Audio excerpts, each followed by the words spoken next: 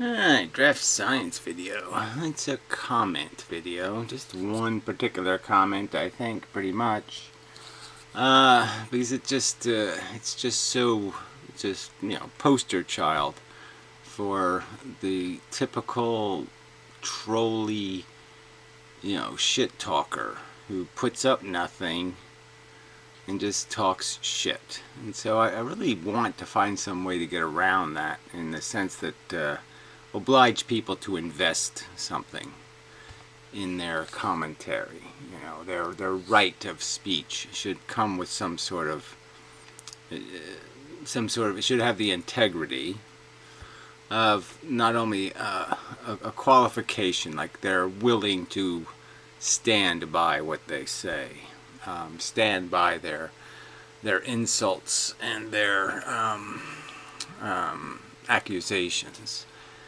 And so anyway, I was thinking that, maybe there's enough people. I mean, maybe there's, of having like judges, 3 people that are maybe a group of 5. And then any one of these assholes who shows up, I just say, well, go ahead, pick 3 people out of those 5, and I'll pick 1. And, or 2. It's got to have the odd number to break a tie. And we'll let them be a judge of who's the fair cop, who made the fair video, and who made the unfair comment. Yeah. Because I don't think you're going to win by an honest person's judgment, because you're just lazy, you don't pay attention, and then you just shit talk, where I stand by what I say, and I explain why I disagree, and I explain exactly what I'm disagreeing with. And I don't sit there and insult people just for the hell of it. So anyway, alright, at Draft Science. So it starts off again with it's always these bullshit witticisms, this, retards winning on the internet stuff with their, look, I pwned you with my emoticon. I actually thought this was a comedy. You're serious? LOLOLOL. Yes, I'm seriously critiquing a video that has 6 million views, and many more, really, because it's replayed, and there's a lot of copies of it out there, and some of them have 200,000 or 300,000 here or there. And yes, it's a grotesque perversion of actual physics. It doesn't do the truth any good whatsoever. And I think that's a bad thing to have on the internet. Misrepresentations of the truth are not good. Yeah, they're a bad thing. So I'm serious about that. Look up Dunning-Kruger. There will be a picture of you waving. Look up fucking skanky cunt, and it'll look just like you. Or shit-talking asshole, and yeah, they'll be just like you. The target audience, so this is in bold, so I didn't realize the video came with a target audience. I'm sure the 6 million people who watched the video didn't know they were a target audience. And I'm sure whatever demographic evidence you have that the video was only watched by the target audience is as much a pile of shit as the other crap you say, which is just shit. Anyway, for Dr. Quantum's video is for complete novices. Exactly. So it's for people who who can't decipher truth from anything else. They can't tell when somebody's talking shit and when they're not talking shit. So that's when it's even more important to get it right, is when a person is a novice, because you don't want to get them on a wrong road. You don't want to misrepresent the truth. You want to tell them about evolution before you tell them about God. Yeah, because then God will be a lot funnier. Jeez, asshole. Just an introduction to the basic concepts. Well, obviously that's not what the entire documentary, that's not its intent. Its intent to mystify and espouse and defend a unicorn theory of reality, and they're using quantum mechanics to defend They're unicorn bullshit, and anybody who's a scientist should be offended. It's like somebody pretending they have fossils of dinosaurs and humans walking the earth at the same time or something. It's a gross perversion of science. It's a lie about the science, and they're using it for a malicious to intelligence purpose. And that's not a good thing, asshole. Again, it's not a good thing. So that's what you're defending here. You're defending it's okay to mislead people with propaganda. It's good for them. Are there thousands of particulars that were glossed over and not mentioned? Yep. Whether there were thousands or not, the point is there was big, giant, glaring ones that have to do with really foundational bits of information about the idea of how you conceptualize reality as something vaporous and confusing, or something mechanical, standard, reliable, dependable, consistent. The whole purpose of the video is to imply woo-woo when the universe isn't woo-wooing. Yep. But so what? So that's his attitude. So what? Propaganda is good. Is there something else you're saying here? So what? It's not important. Lying to ignorant people is a good idea. Misrepresenting the truth to them and giving them wrong impressions is productive. Well, I guess if you want them to believe what you want them to believe, then I guess it's productive if you think the lie is what they should believe. That wasn't the goal. Well, again, the goal of the people who produce the video, the goal of the person who uploads the video, who knows what their goals are. But my argument is that physicists, people who like science, should be offended. And I compared it to something made as a documentary, as an educational tool. It's called education in the video. And they talked about evolution. They talked about giraffes stretching their necks by trying to reach higher. If that wouldn't bother you, then you obviously don't have any respect for science. But you sit there feigning some acumen with the subject, facepalm. So again, instead of arguing my acumen, instead of arguing with any specific quote of mine, which you don't do anywhere in here, you just assume that you can mock my intelligence. That's your somehow a right you've earned without demonstrating it. So this is the kind of thing, like I said, where I think a jury should look at your comment and say, who should be facepalm? The guy who shows up with no evidence of something I said that was wrong, or wacky, or ignorant, or stupid. You're not going to do any of that. And all of this crap, you're not going to demonstrate a single quote of mine as being inaccurate. He quotes 4 words of mine. Oh, that'll work. Yeah, that's not quote mining. Anyway, stopping the video every 3 seconds. No, sorry. To OCD analyze the slit width. So that's another commentary or remark where I would argue that a fair judge is going to say, no, I played the video. I pointed out where it was important to point out, where something was inaccurately stated or the demonstration was intended to misrepresent the truth. Now, if you wanted to have a time code of some sort of place where I engineered an interruption, or I made an interruption without making a point, or something else, well then fine, but you're not going to do any of that. You're not going to put up with evidence. You're just going to slander with lies. You're defending liars with lies. Way to go. He calls himself Quantum Eraser, so clearly he has an agenda. Ever hear of missing the forest through the trees? It's just kind of ironic, because exactly what do you think the trees are and what do you think the forest is? So I'm being distracted by the trees, which are deception. So I'm paying attention to deceptive trees. And by paying attention to these deceptive trees, I'm somehow missing the forest of what? The axioms and premises that are false because of the fake trees.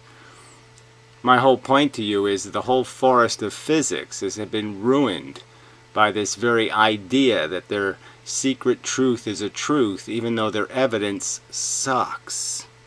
It's deeply sucky.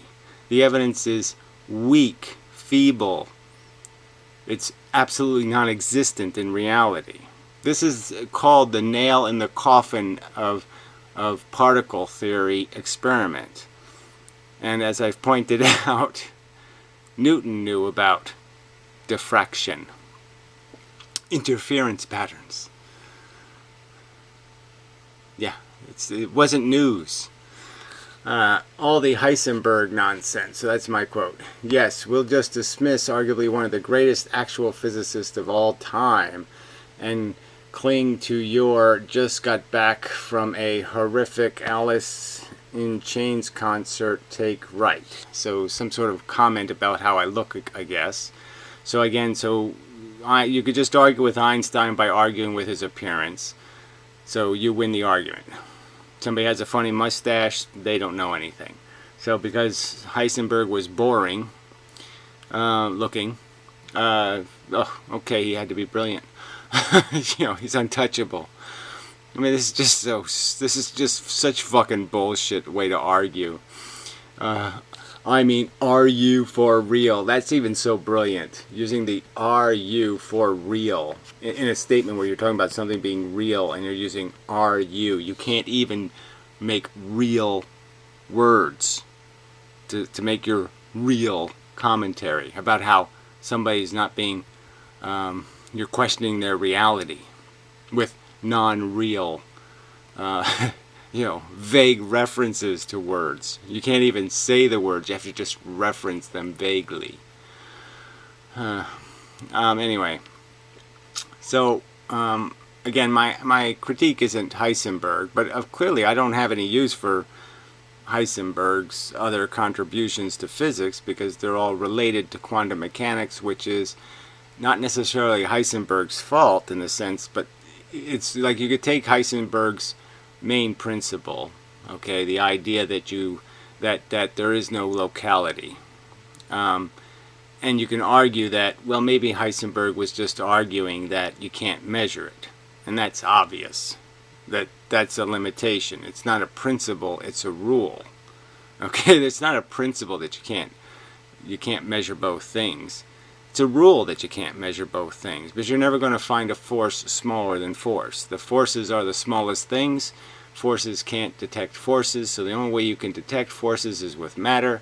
Therefore, you could never measure a force without interfering with, you can never measure any property of a force without disturbing its other properties. You can only crash into one. It's all or nothing. You don't get to rub up against a force. Alright, and light is a force. Electrons, you have some hope, but it's a meager hope, because the smallest things you can throw at an electron electrons are just, they want they want not to go straight. It's in their blood, so to speak. Let's see. So anyway, I'm not dismissing Heisenberg. I'm just arguing that the concept, this interpretation of Heisenberg, that because we actually physically can't measure the smallest things in the universe, doesn't mean that the smallest things in the universe don't have a position and a velocity. The fact that we can't measure those two things, both of them, at the same time, or measure them both for the same interactor without destroying essentially the other one. You can't measure one without destroying the other one, essentially. If you find out its position, you're going to whack it. And if you find out its destiny, you're going to whack it. Alright.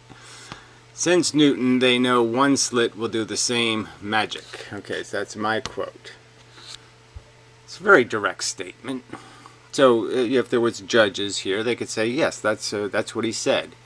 He's saying that Newton knew about small aperture diffraction, that it created an on-off pattern, the interference pattern, and it was a known event, a known symptom of passing light through small apertures. Alright, goodness gracious, it's called single slit diffraction, so he uses this in capital letters. So now I've already played in previous videos. Obviously this guy doesn't want to care to research any of my other videos or pay any attention. But I've played the clip of Professor Lewin saying it's the same thing. There's no reason to use the word diffraction to describe single slit interference pattern. The interference pattern is quite obviously produced by the same effect that's producing it in the double slit.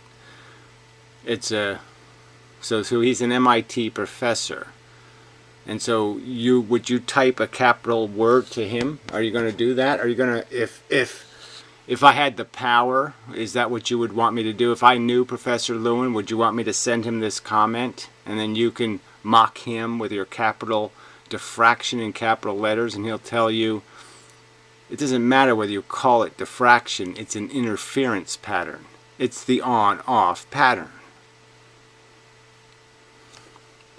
The phenomenon is described by the uncertainty principle. Well, the uncertainty principle is the Heisenberg nonsense I was talking about. That's what I mean by Heisenberg nonsense, is the uncertainty principle as you idiots interpret it, which is because we can't measure it, that means it doesn't have a place in the universe. That means it doesn't know where it is. You know the guy Wilhelm Heisenberg you trashed above. And again, I'm going to keep trashing the principle. So if it's, look, his name's on it. He clearly wanted it or liked it that way because, you know, he was alive until like 1970. So if he didn't want his name tied to this stupid, idiotic, crappy principle, then he probably should have said something like, hey, don't associate me with that shit. I never said that photons don't have a position. I never said that electrons don't have a position. I never said that buckyballs don't have a position. I never said any of that shit. So he clearly is comfortable with that idea, and it's a idiotic idea. And LOL, facepalm, of course. Are you saying that, I mean, all this little crap, you know, why don't you do a video and just throw all those little things in, just and see how well that goes over. It's kind of like the Ken Wheeler way to do a video. Just mock and don't actually say anything. Are you saying that single slit diffraction interference somehow, this is a good one, disannuls? Disannuls. So annul is to eliminate or take away, make irrelevant. So it makes irrelevant, which is it does make relevant the double slit experiment.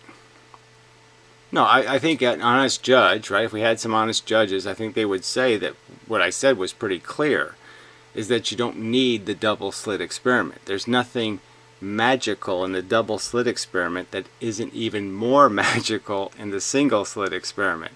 Because in the single slit experiment, you can't talk about the photon splitting in two and going through both slits and creating two waves. You have to come up with a whole bunch of other crap to somehow create the interference pattern. And then the single slit, it doesn't match water. So that makes it even more, ooh, this is messy. So the single slit experiment is the challenging one to understand, not the double slit. That's the point I made, idiot. Clearly, I made that point. Please say yes. Well, I can't say yes to a disannuls. You know, that's just too idiotic. Are you saying that single slit diffraction somehow validates the double slit experiment? No, I'm not. That's what disannuls would be, idiot. No, I'm not saying that. You won't find any documented evidence that they even bothered to do this experiment. And by this experiment, I was talking about detecting which slit the photon went through. Now they didn't never bother trying to detect which slit the photon goes through because they know they can't do it. And so when they make it an electron, they still don't bother because they know they can't do it. So there's been talk of experiments performed where they attempted to detect which slit the electron went through, but there's never been a demonstration that the experiment ever really took place, is my only argument. I don't see the equipment somewhere. I don't see, there's no reference to a museum it's in. Where exactly has the experiment been conducted, where they put detectors on the sides of the slits as demonstrated in the cartoon? We're talking about the cartoon, idiot. So I'm talking about what they claimed had been done. And it hadn't been done. It had been done as a thought experiment, and the thought experiment ended with, well, you can't hit an electron with a photon because that's going to make it change its direction. Everybody knows that. Duh. I mean, Feynman diagrams and shit, you know? Duh. Anyway. Alright. So that's what I said. And this is his... What the fuck? Well, first you have to get the mud beer, bongle drenched hair out of your eyes. So again, you would say something like that to Einstein. That would be how you would defeat him in an argument. You just talk about his kooky hair, and there you win. Cunt. I mean, weak, ballless, dickless. Yeah, you don't have a dick. Clearly. You got no man in you at all. Not even a half testicles. Ballless, dickless. Alright, so then he posts a link to Jean Francisco Roch, experimental realization of Wheeler's delayed choice. Delayed choice experiment has nothing to do with detecting electrons as they go through a slit. So my point was the experiment described in the video hadn't been performed. Now if you want me to debunk these other mirrored experiments, I'll do that, because I'll just play clips of Feynman explaining how when a photon hits a mirror, the same photon doesn't come out of the mirror. The photons don't reflect. They get absorbed and then they get readmitted. And if you don't think that's significant in all of this, then you're an idiot. And Feynman will also tell you that mirrors create the same phenomenon, actually.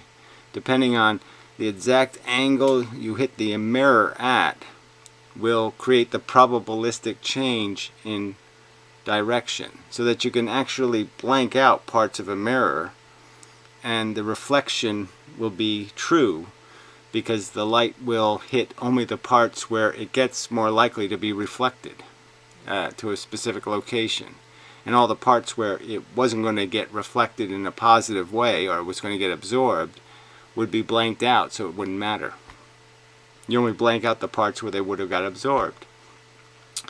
So the fact is that light reflects off of electrons, and it does it in a very consistently cyclical way, depending on how thick glass is and all of these kinds of things. And this is kind of a known fact, and that's all quantum mechanics is really based on, is the fact that there's a consistent recycling of that pattern. And that's what Feynman's clock is. You really understand what a clock is? See, it's a bunch of positions, and as you go around, it's the same 1 o'clock, the same 2 o'clock. It's a position. Duh. Anyway, all right.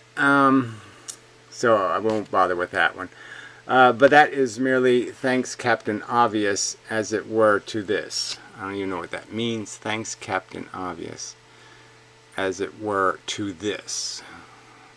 So this is the even more silly experiment that actually proves the exact point I was making.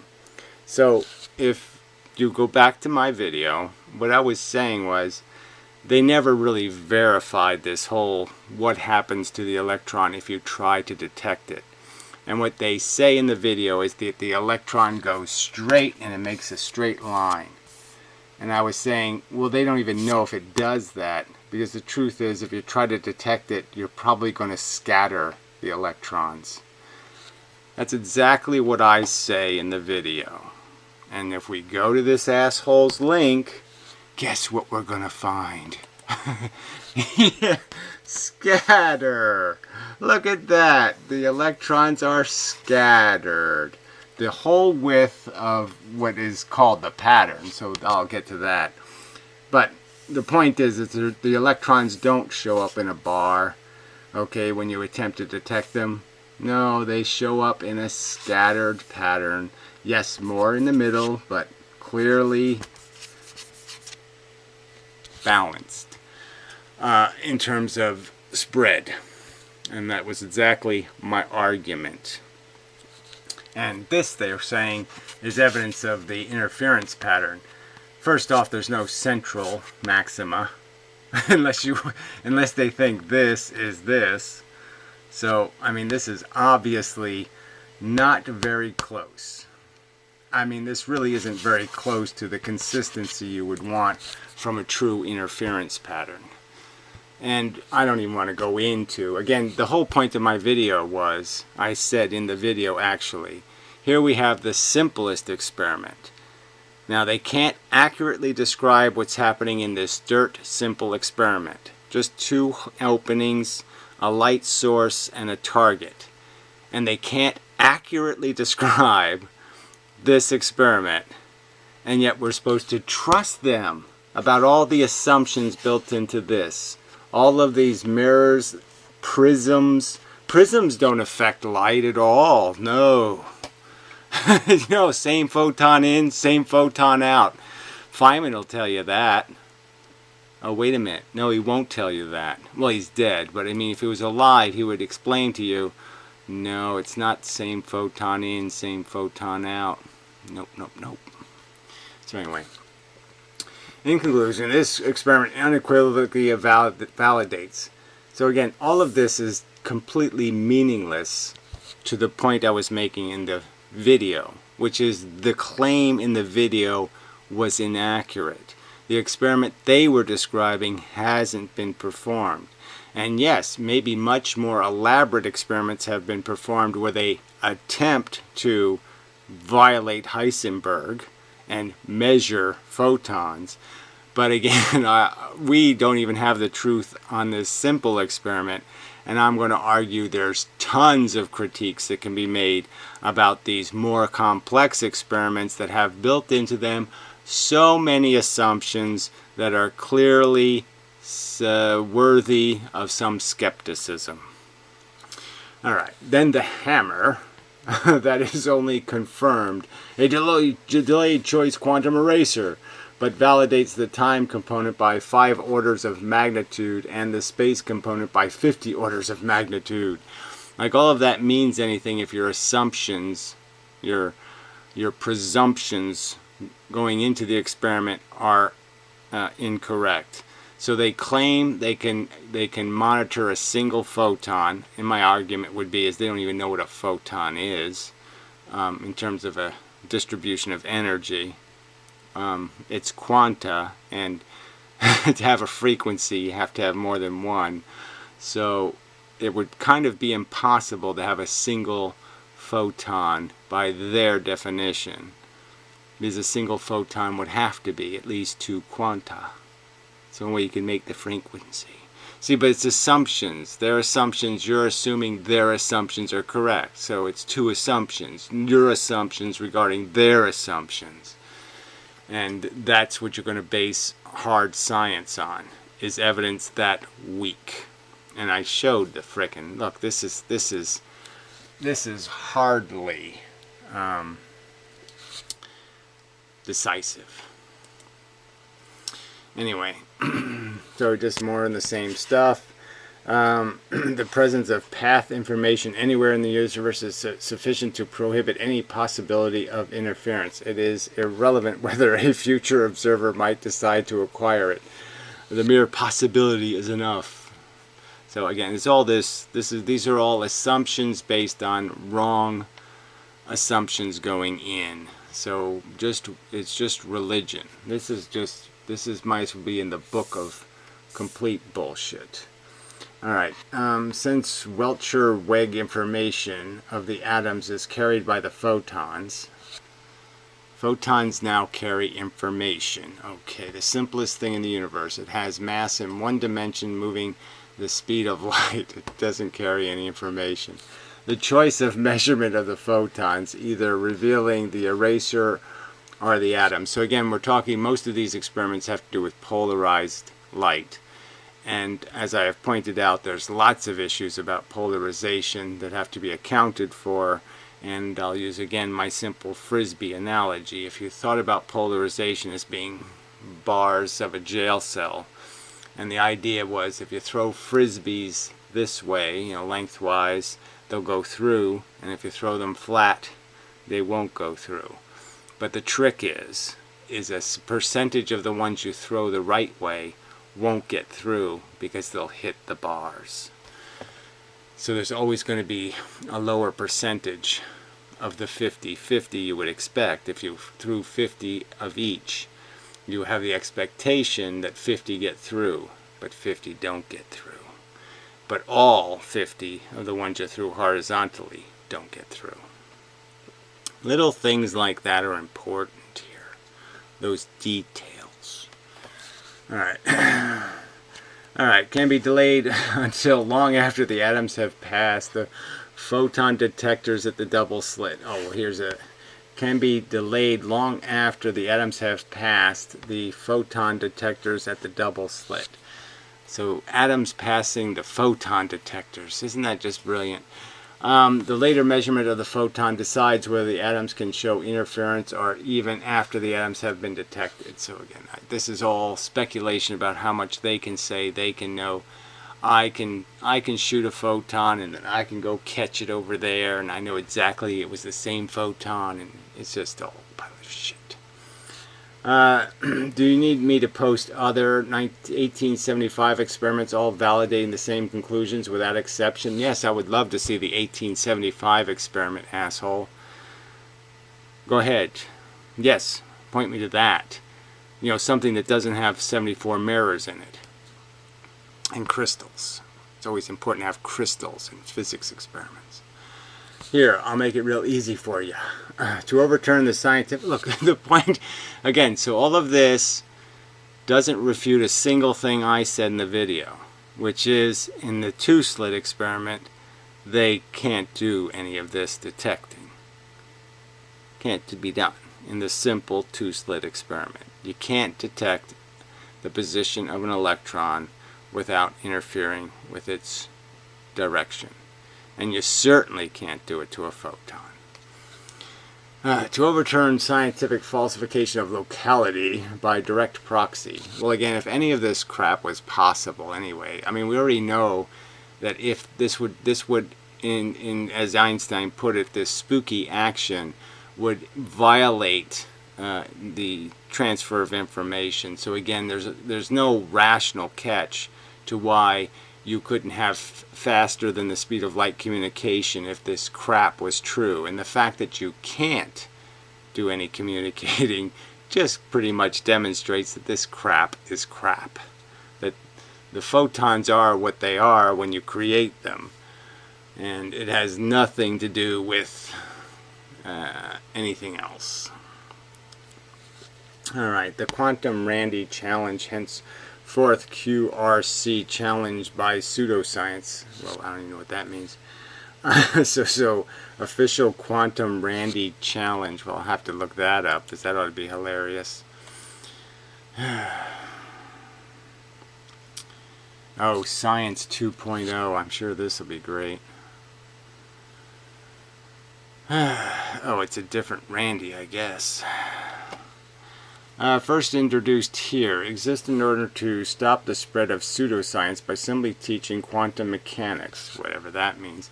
Here is the official version of the challenge. Can help a multiplayer internet app. Oh, they want to make a player app. A game. Gee, that's so scientific.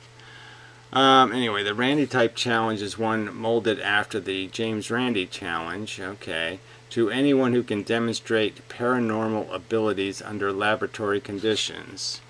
A Randy type challenge has the following characteristics. Well, why don't you just get to the point of what your challenge is, shithead? We already, if you're explaining the Amazing Randy to people, you're kind of wasting people's time. Okay, so you can't do this, you can't do that. Why it's important. Educators point, bare existing challenge. The challenge having not been overcome in spite of large rewards. The fact that it should be easily overcome. Pseudoscience claims are true. Prove the claims wrong. The aim is, well, why don't you get to the challenge? I mean, I'm the one arguing there is no faster than the speed of light communication, so why don't you show us some of that? Alright, here we go. John Bell has proven via Bell's inequity, and that by quantum physics predicted, why don't you get to all of this, and also by experimental observation confirmed, and we proved it, except the evidence sucks. Measurements cannot possibly arise within a local real world. Huh? So they're going to use an experiment that is based on, like I said, polarized filters or magical mirrors that can switch photons faster than photons can move 10 meters. Yeah, sure you can. You can move matter faster than a photon can move 10 meters. I don't think so. Any classical local model can, on principle, be simulated by today's classical computers. Well, who cares about that? In other words, that a computer can model a system, this very essence of that the system is classically real. I don't know what they're asking here. Well, anyway, I'll read this some other time. It's obviously very convoluted crap. But I don't think this asshole has $1 million. Let's see. The number is 1000. Yeah, it's $1 million. So they're not going to offer $1 million. What's their fucking prize? These pussy shits. Looks like a bunch of retards. Nerdy 30. Nerdy at 30. Dirty doo. Okay, sorry, I shouldn't pick on his appearance, but fuck.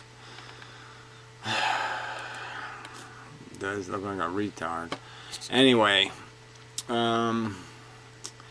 so a Nobel Prize and $1 million is being offered. All you have to do is prove native realism or local realism is true and not observation dependent. And not observation dependent.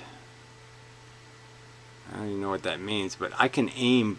Okay, so let's say they have a laser that is, they get a laser down to a pinpoint that's, small, like 1/10 of a millimeter. I think they probably already have that. Then you should be able to aim the laser through the single slit in a pattern. And even if the beam width is, like I said, if the beam width is 1/10 of the width of the slit, you still should get a pretty good idea that when you shoot the laser in the middle, more of the laser goes to the middle. And when you shoot the laser towards the edge of the slit, more of the laser gets diffracted. Now, if that's proven to be true, then all of this bullshit goes away, doesn't it, asshole? Because now you kind of know that game over. So, because aiming, you don't need to measure. If you aim, you don't have to measure. That's the cool thing about aiming. No measuring required. Oh, great. This stupid retard page has a fucking crap script on it. Yes, you're really cool. You're offering millions of dollars and your web page has crap script. Fucking cunts. I mean, Steele's controlled a browser, which means it's really got to be some sort of, malicious script. And it sort of did fuck my computer because now I can't get the damn fucking comment I'll show. Anyway, let's see. I will be expecting this in your next train wreck video and the application for your Nobel. Well, let's say we want to do something. If you have the guts. I mean, if I win a Nobel Prize, will you eat a plate of my shit? All right, and we can video it, right? You'll actually eat my shit, a real plate of my shit. and if I don't win, I'll kill myself. How's that? Yeah, I'm gonna kill myself anyway, but yeah. But it's hard to do this timing thing, right? Because you just say that, well, yeah, if they're not going to publish your work and you can't, get you can't grab it, you can offer $5,000. Okay, I've offered $5,000 to a reputable physicist who wishes to put his integrity on the line and debunk my theory. $5,000. Not a small amount of money. So anyway, I'll bet you haven't the first clue what actual science is. Watch this, folks. Well, again, your actual argument. You don't know what actual argument is. Actual argument is where you actually quote in context and you actually represent the truth in your argument. And then you debunk or you argue why somebody said something that is absolutely wrong. Now, you haven't proven I said anything wrong in my video at all. None of these experiments were anything I talked about in my video. So how have you won this argument? How have you demonstrated that the single slit experiment doesn't produce exactly the same phenomenal pattern?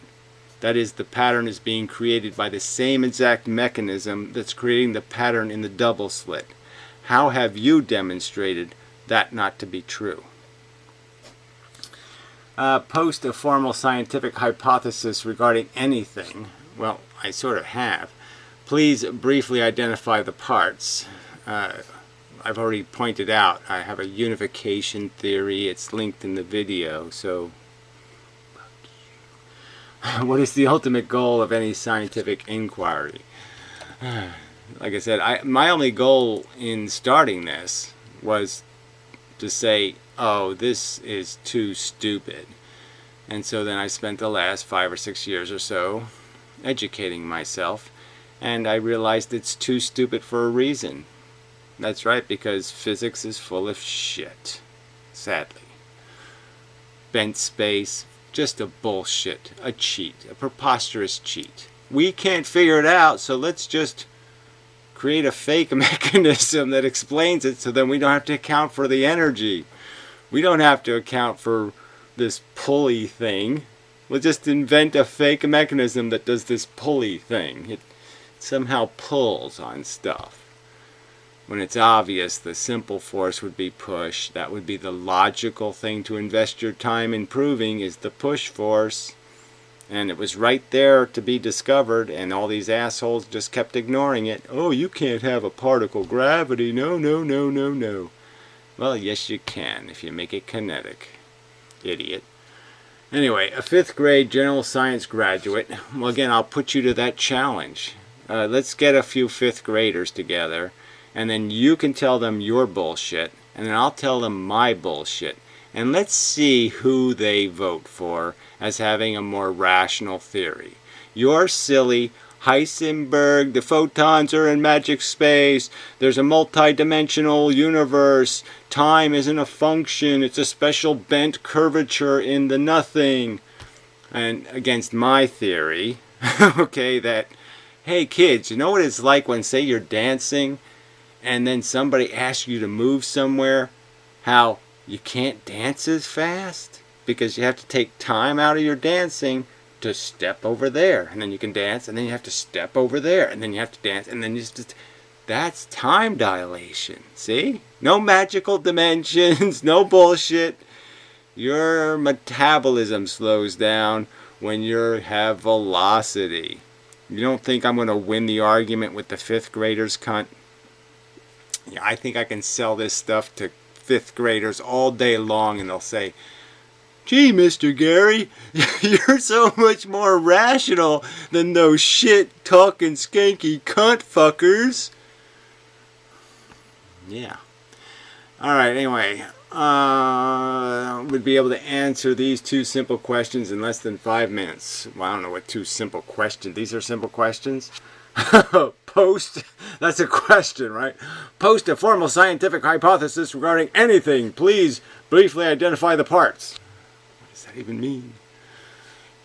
I've already explained magnetism, time dilation, gravity, inertia, and everything else. So fuck you, cunt. You shit-talking piece of crap. Yeah. So he responds to somebody else who insults him, but I'm not going to bother with that mush, because there's really just no point. People are shit talkers, and there should be judges. We should always have a judge to go to, and you just point to it and you say, "Judges," and the judges say, "Troll." And that should all be all there is. You get labeled what you are, a fucking troll. An unaccountable, shit-talking piece of crap who the government should kill. It should be policy to just kill shitheads like you. You bring nothing to the table.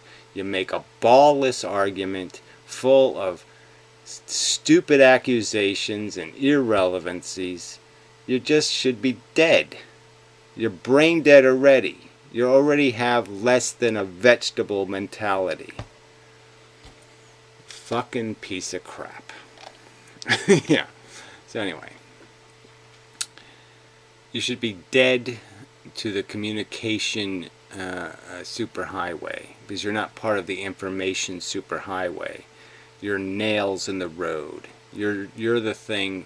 You're completely the problem with ignorance and idiocracy. You're feeding it and making it. You're not the savior. You're just a lying cunt. And when I gain some fame, it will be my hope that some good disciples in some future day find your crappy, shitty grave and piss the fuck out of it. Just have you swimming in piss for eternity. You fucking shit. Yeah. Good enough. Make me happy.